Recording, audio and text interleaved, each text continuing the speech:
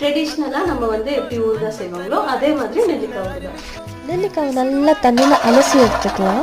மரத்தில் இருந்து டைரெக்டாக பறிச்சனால க்ளீனாக தான் இருக்கும், பட் இருந்தாலும் நம்ம ஒரு தடவை அலசிக்கலாம்.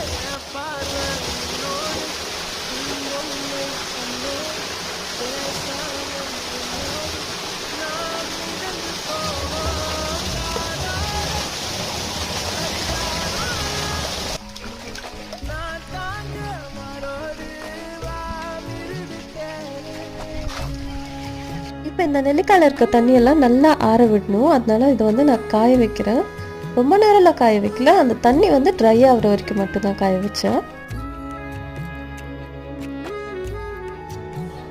இதே டைமில் இதில் இருக்க காம்பு இலையெல்லாம் ரிமூவ் பண்ணிடலாம்.